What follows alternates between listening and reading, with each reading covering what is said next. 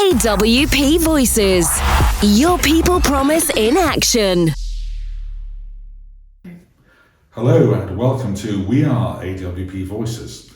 Today's episode is a special Mental Health Awareness Week episode. One of our guests, Glen, will be talking about his son's journey with depression and anxiety and how, in his memory, Glen, together with the patient and carer experience team, service users and other colleagues, have set up a task and finish group looking at holistic approaches to mental health. Welcome to Anna and Glen. Thanks. Can you tell me a little bit about yourselves? Hi, so my name is Anastasia Blaize and I'm a patient care experience team manager, and we're a small team of 4. I've been in the role about 3 years now. I also hold some other roles within the trust. I'm a Freedom Speak Up champion, and I chair the Race Equity Network. Yep.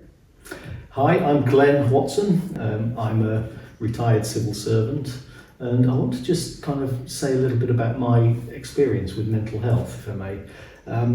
I didn't really know very much about it, if I'm honest, until about 10 years ago. It was, if I cast my mind back, I grew up in the 1960s and 70s, and people didn't really talk about mental health very much then.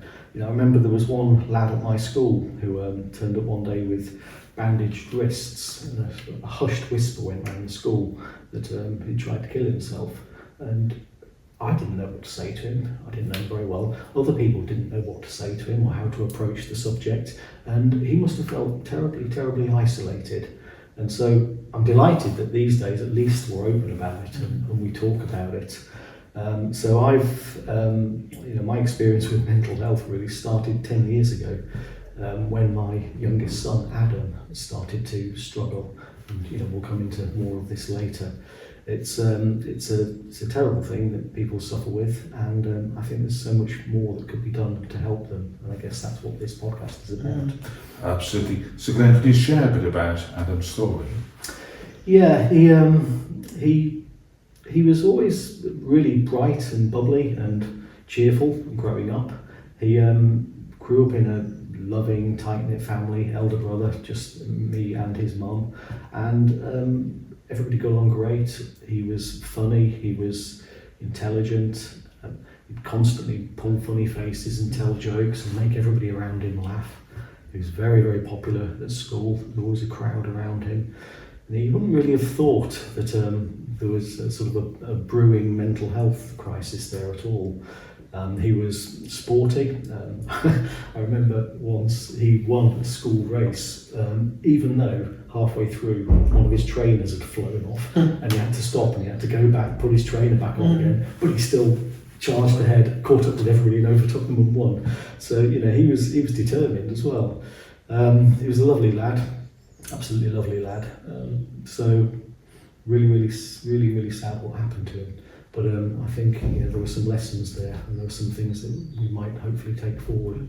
Adam's first bout of depression started when he went off to university, age 18, and we had a phone call from him towards the end of the first term, his mum and I, late at night, and he was walking along a riverbank, and he was telling us that he just felt so incredibly low.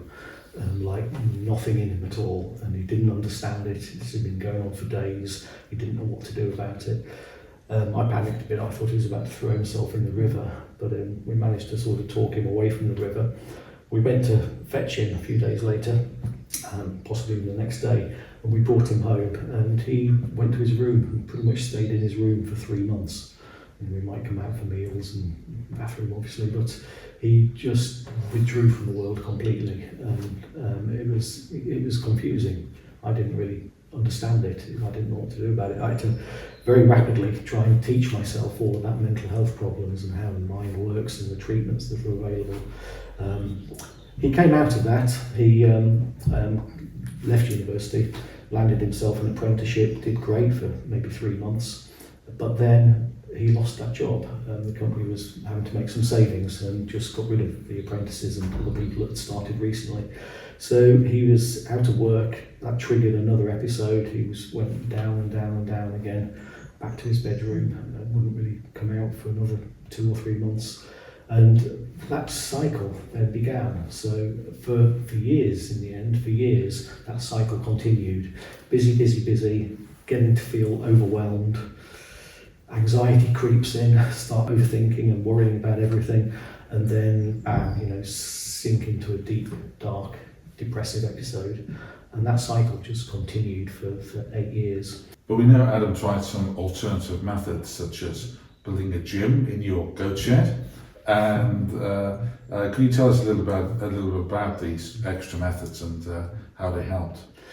After I'd left my civil service job, which I did actually because my wife died of cancer, and I needed to focus on looking after Adam, looking after the family, looking after myself in that traumatic time. I started going to a lot of old school music festivals, and I felt kind of oddly drawn towards people that had had trauma in their lives, and I was keen to understand how they helped themselves. And I learned a little bit about chakra healing and about meditation and about breath work and for relaxation, and spent a lot of time in the healing fields at these old school festivals. Really eye-opening actually, and fascinated me how people managed themselves rather than relying on medication, and often choose to live a simpler kind of off-grid lifestyle, more in nature and more time to look after themselves. So I was coming back from these festivals with lots of ideas about how it might help Adam. We tried all sorts. He tried nutritional supplements. He was taking omega-3. He was trying heavy doses of niacin. He was trying aromatherapy, like lavender, for example, for relaxation. He was tried a gong bath once, which he really liked. So a lot of these things were helping him. But what was happening though, I was coming up with these ideas and researching the internet and talking to people, but I'm not qualified and I'm not an expert in this. And it would have been so helpful if the professionals in AWP had been able to advise us and point us towards certain types of treatment, certain types of experience that could have helped. And I think that was what was missing. But coming back to the goat shed, if I may, yeah, crazy night. We just moved house, and the rest of us were busily moving boxes around, moving furniture around, packing, unpacking, and Adam just leaves us all to it, puts his head torch on and goes out to the goat shed and starts banging wood together and getting his power tools out late at night, building this calisthenic gym. And he spent the next few nights doing that while we were all busy moving in. But that was a big help for him. The process of creating, building was helpful. The fact that he'd done it himself, the fact that he was then using it for his workouts was really helpful. And that was one thing that Adam always found helpful, was the outdoors physical work. It's like he and I started a landscaping business together after I'd taken early retirement, and we worked hard on that. We built the business up, and that was fantastic for him. That sort of creating your own job, making your own money, but it got a bit hard and it started to overwhelm him again, and that's when the cycle again happened, slipping into anxiety and depression. So yeah, lots of things have helped him over the years, but there wasn't a single thing that solved his problem.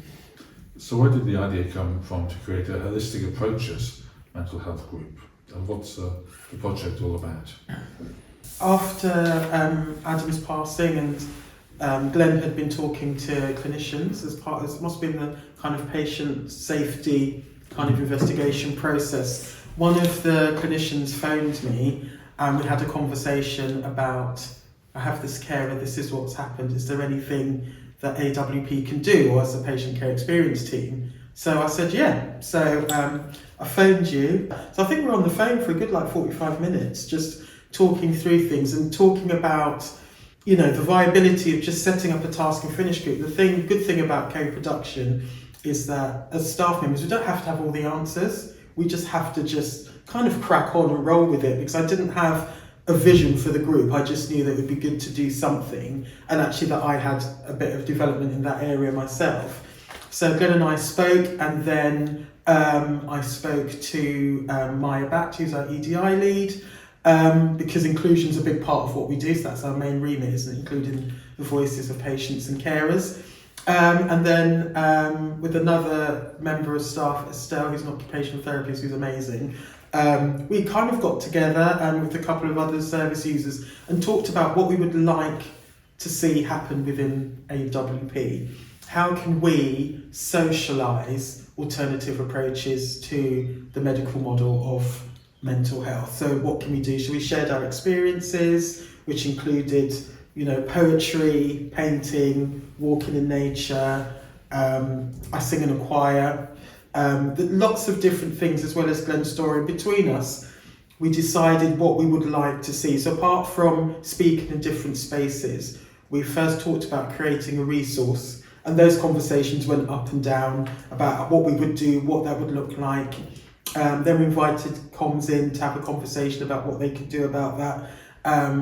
And now we have a small resource, which is part of our wellbeing pages, which has been published on the external website and internally, about different alternative kind of organisations or groups that people could actually engage with within each locality. So that's what we really wanted to do, was that we're going to build on it because we've got quite a lot of information, but initially we wanted 4 or 5 different groups or organisations, as well as national ones, within each locality, so that all our service users and carers could find somewhere that they could get to.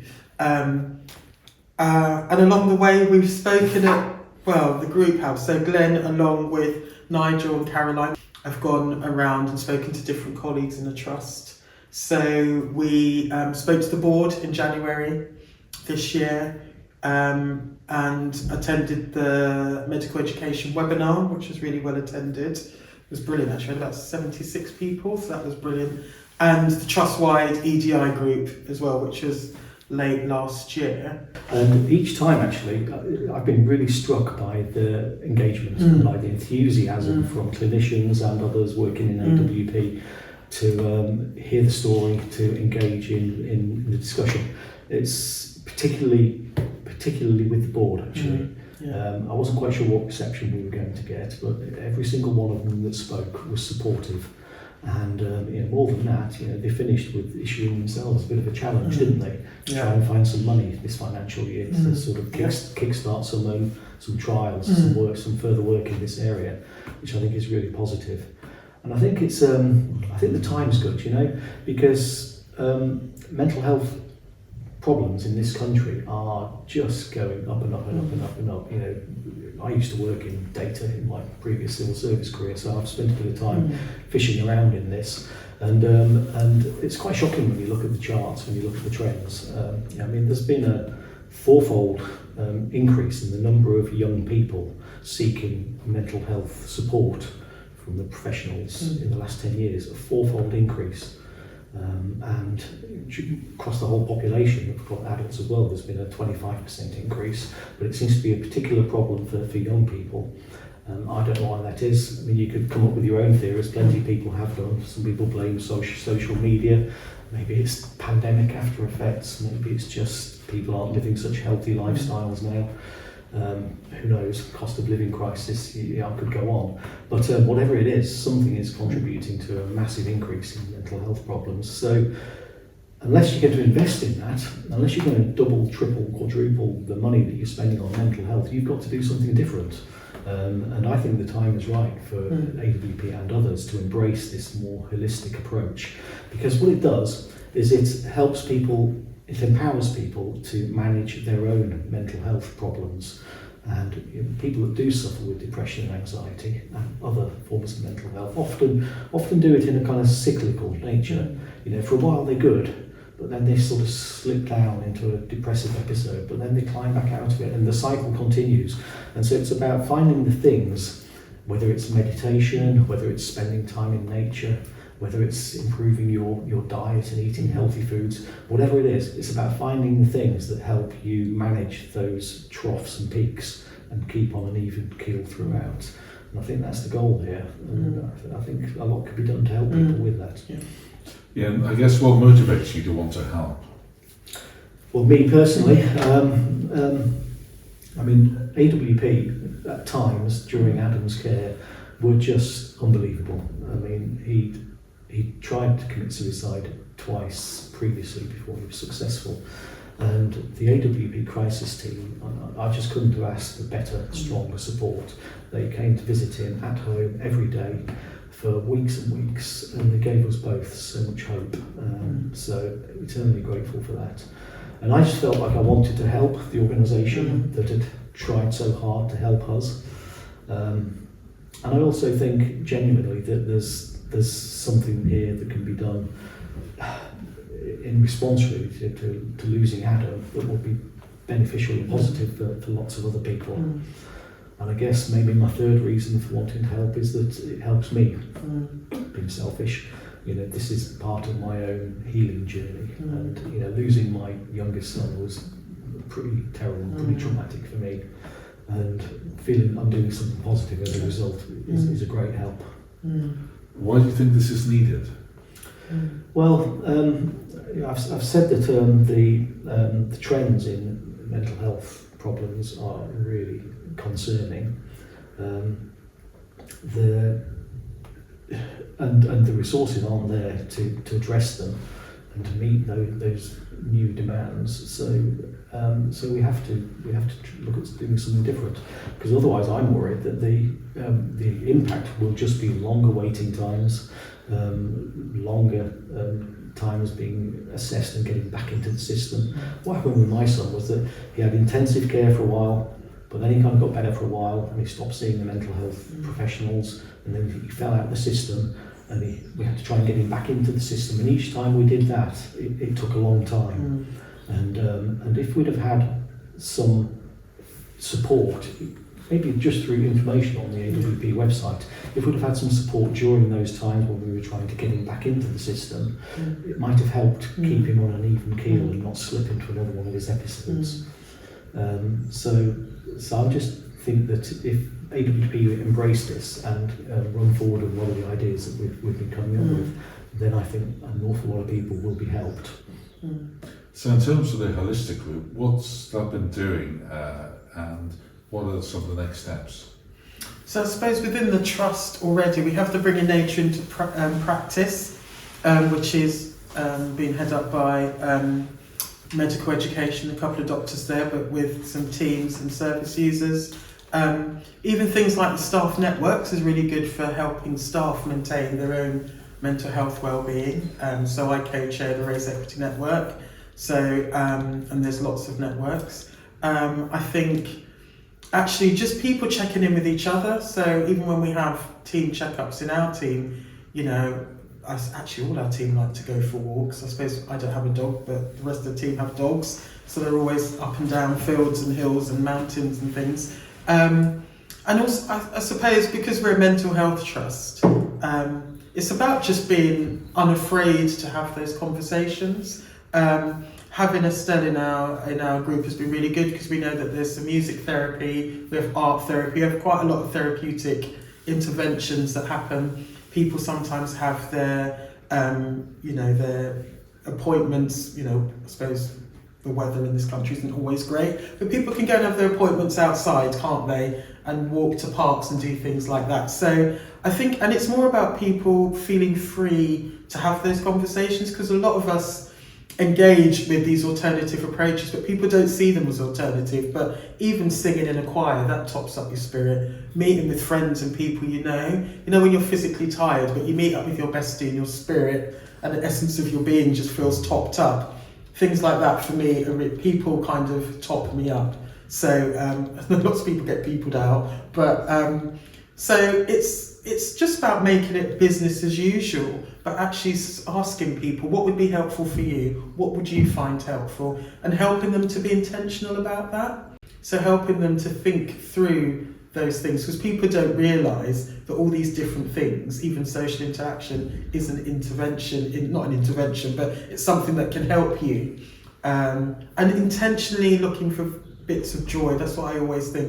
You know, what small thing can I think of today that will make me feel a little bit better?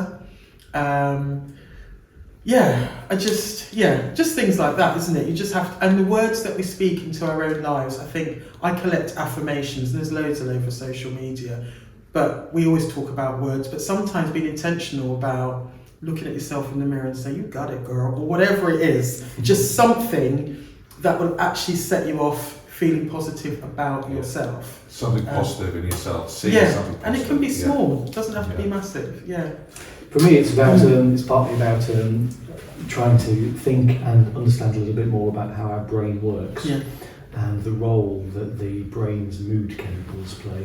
So I'm talking about dopamine and serotonin and oxytocins and endorphins, and each one of those has a different role in regulating our mood and making us feel better. So dopamine is like the reward chemical. It's set yourself goals, complete tasks, however small they are. Oxytocin is sometimes called the hug drug.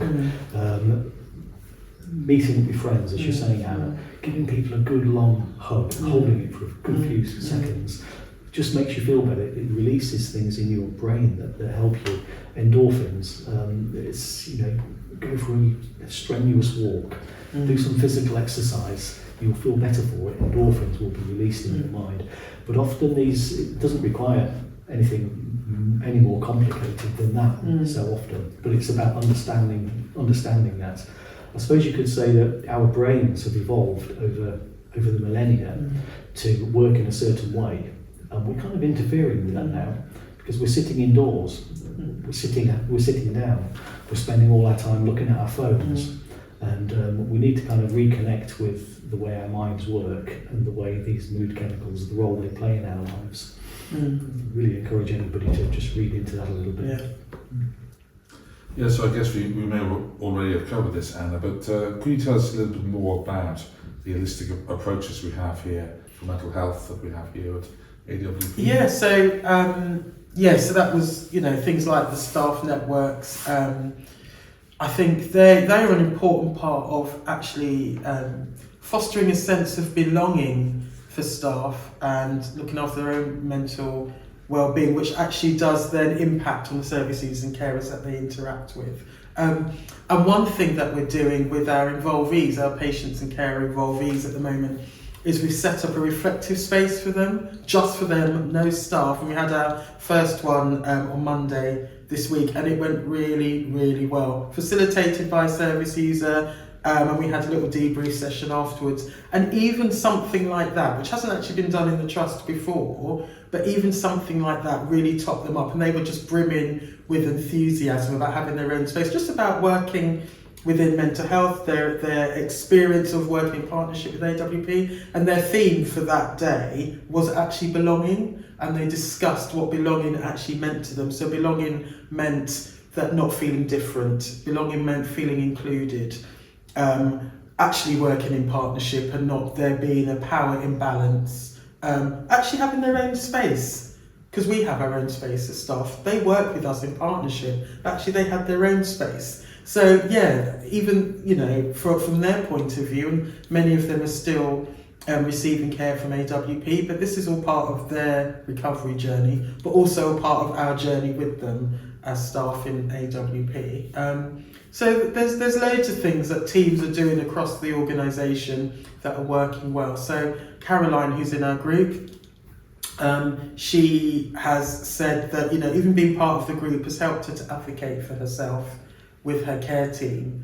and so she's been able to ask exactly, this is what I want to do and this is what will help me, and there was no barrier. They said, yeah, all right, let's just do this thing. So, and that was amazing. I got a bit emotional when she said that, because if this group can help somebody, empower somebody, help them to find their voice and help them to advocate for themselves in order to say to the care team, this is what will be helpful for me, and they say, okay, let's do that, that's a big tick. So if it can happen for one, it can happen for many. So we just want to encourage people to be free to talk about it.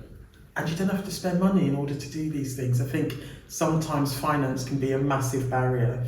And we've got, we've got a lot of poverty, haven't we? Even digital poverty. But actually the sky is there, the sun is there now. People can hopefully leave their homes if they're able to do that. And even if you have to walk with purpose and you take the long way round to Sainsbury's just to pick up your shopping and the long way back, you know, even I did that sometimes. I don't want to go for a walk, but we need bread and milk. But, you know, even those things, just having that intention and sorting out your mind as you do that can be really, really helpful. Yeah. So what do you think are some of the benefits of these alternative methods? I think there's a difference between joy, happiness and contentment. But I think like joy is like an inner peace, isn't it? It's not the kind of skipping around, but just thinking I'm doing this for me and this is helping me feel better. And then there's some joy that you can, I mean, that might feel different for different people. I think that's a benefit. I think being able to interact with people on a slightly deeper level because you've looked after yourself enables you to do that, because then you're more willing to engage on a deeper level. I think just thinking better about yourself. I think it's really easy to be negative, isn't it? We can be quite a negative, apologetic British culture.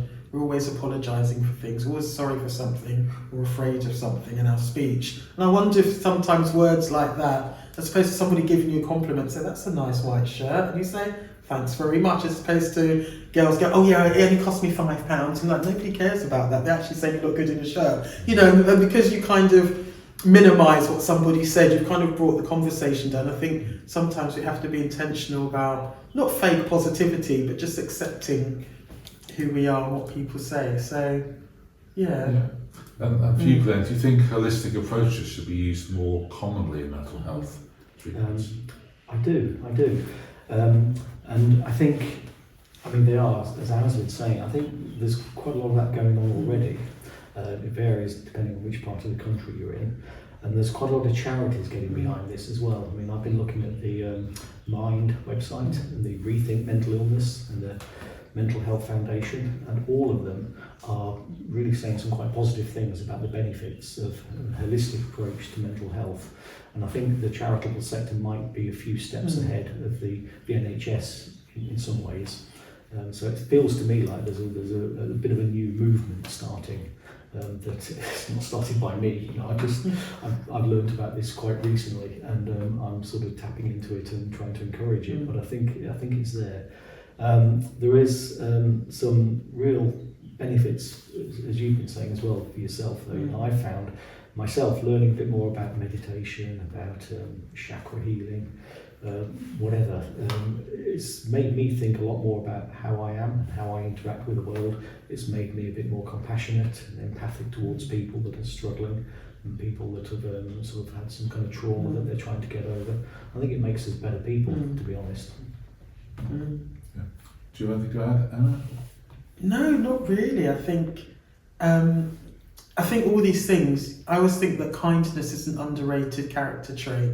And actually when people are kind to themselves, they're kind to others, aren't they? So healed people heal others, don't they? So I think there's something to be said about all of this is you being kind to yourself. And therefore as you move through the world, you will kind of take that with you and attract that to you, won't you? So I think it's it just makes me smile thinking about all the ways that, you know, people can do good for themselves, which are quite simple. It's just reframing your mind and reframing how you think about these things. And I've learned loads being in the group, and reframing just really simple things and making them a bit more profound for myself. So yeah, I'm very thankful to have met Glen and worked in the group. We haven't finished yet, but we will be a task and finish group that will finish. But hopefully we'll finish having kind of socialised the holistic approaches, but actually having more resource for people to tap into. And that's the end goal, because that means that conversations and it will inform people's practice as well as we move along. Before we close, Glen, is there anything else you'd like to add today? Just that point about the task and finish, really, because I'm quite ambitious, and I'd like to see AWP and other health trusts around the country do a lot more in this space. And because this is fundamentally about culture change, that takes time and effort, and is a thing that goes on for years developing. This isn't something that we'll finish next month and then we won't think about it anymore.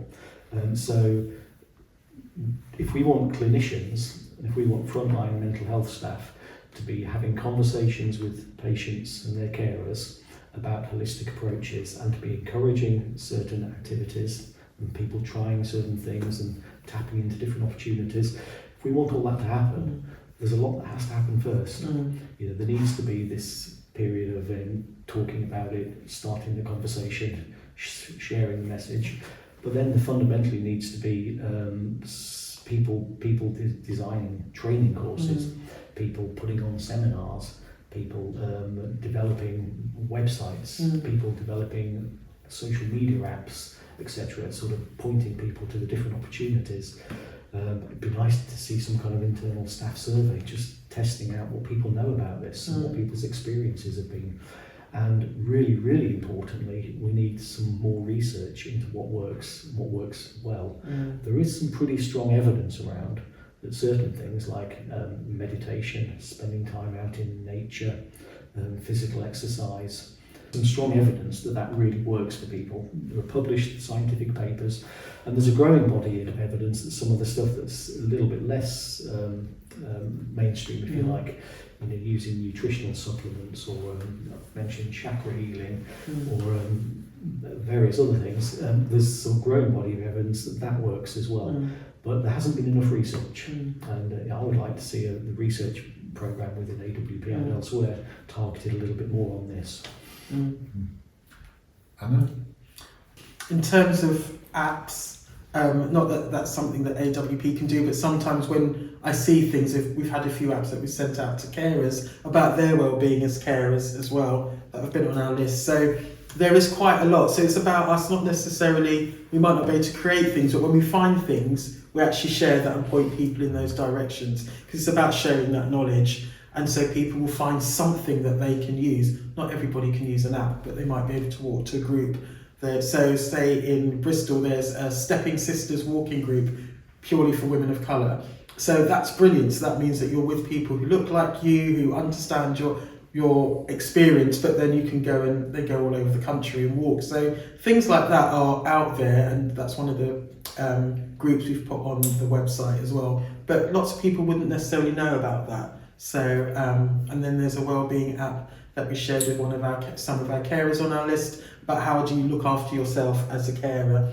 And so you kind of go in the app and you put in lots of different things. So yeah, I think there are things out there. We just have to be really intentional about finding it and getting it out on our social media as well. I think that's important. Yeah. Well, all that remains is for me to say a big thank you today to you both for joining us. A massive thank you to Glen for sharing Adam's story. Yeah. Now, if any of these topics have resonated with you or one of your colleagues, please do get in touch with us and we'll do our best to support you. Thank you. Thank you. Thanks.